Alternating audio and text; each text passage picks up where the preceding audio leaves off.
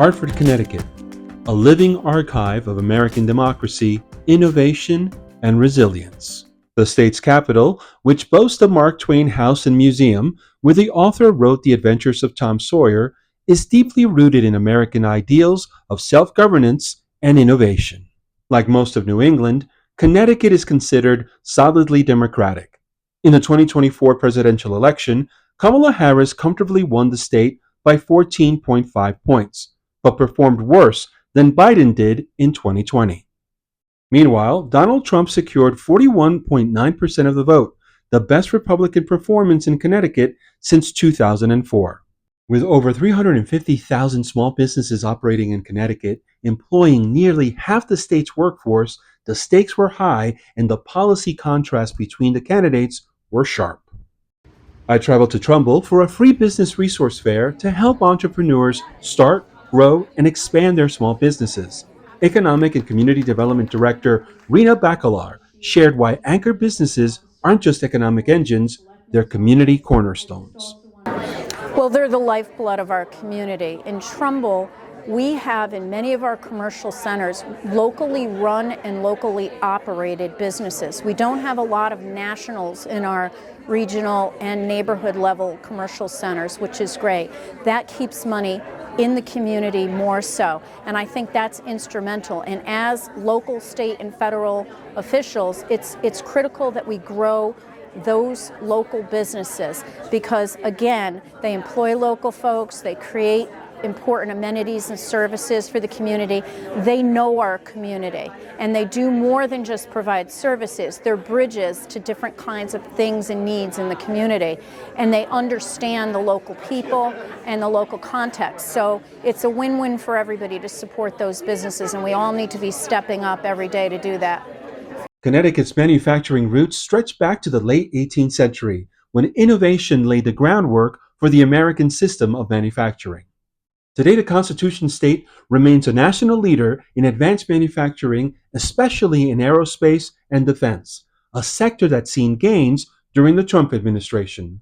Manufacturing companies in Connecticut employ more than 157,000 people. Made in America excites Catherine Marks, District Director of the U.S. Small Business Administration's Connecticut District Office. So we're excited about the manufacturing push. Manufacturing comes, especially in Connecticut, in so many sizes. You have very, very small companies that manufacture for our bigger businesses in the state of Connecticut, like Pratt & Whitney, Raytheon, Sikorsky, Electric Boat. We have a whole ecosystem of small businesses that supply those businesses with products and services. So we're excited to be able to support those and get more onshoring in the state. Connecticut's diverse small business landscape includes wholesalers importing cut flowers who play a quiet but vital role in the global floral supply chain. As one of the largest suppliers of cut flowers to the United States, it is very likely the flowers you buy at your local florist or supermarket come from Colombia. In 2024, the United States imported approximately $1.6 billion worth of cut flowers and buds from the South American country.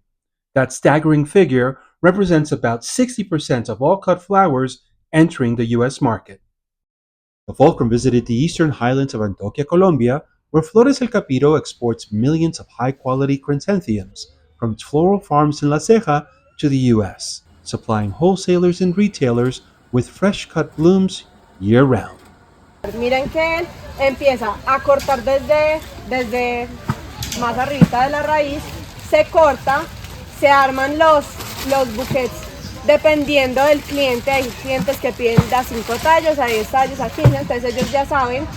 Cuando ya lo tiene armado, le quita el follaje, un poquito del follaje, que son las hojitas que vienen pues como de la flor, se mide con ese palito, con ese tubo que tienen y se ensuncha.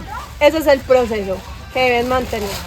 Valeria Plazas explained how El Capiro orchestrates a remarkably precise and delicate balance across every stage of its floriculture operation, from propagation to export. The bulk of these imports arrive in Connecticut and across the country around peak floral holidays, Valentine's Day, Mother's Day, and wedding season, fueling everything from supermarket bouquets to high-end event designs. This year's floral boom nearly unraveled when the Trump administration threatened to impose 25% tariffs on Colombian imports that included flowers, a retaliation for Colombia's refusal to accept U.S. deportation flights. The diplomatic standoff escalated rapidly, with both countries threatening to raise tariffs to 50%, jeopardizing the supply chain just days before peak shipping.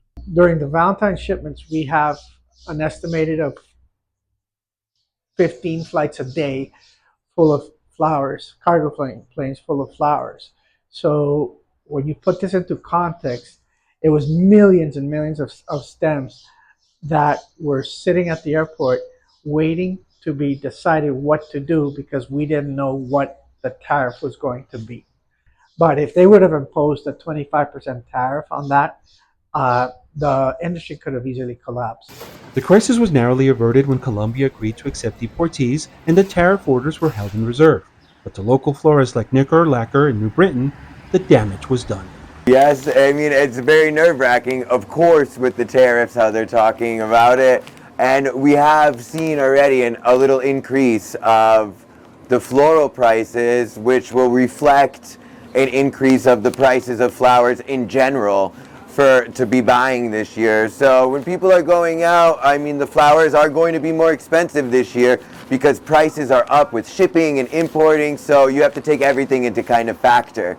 Tariffs drive up the cost of imported goods, forcing many small businesses in Connecticut to either absorb the losses or pass them on to customers, threatening their competitiveness and long-term viability. In New Britain, I'm Hugo Valdez.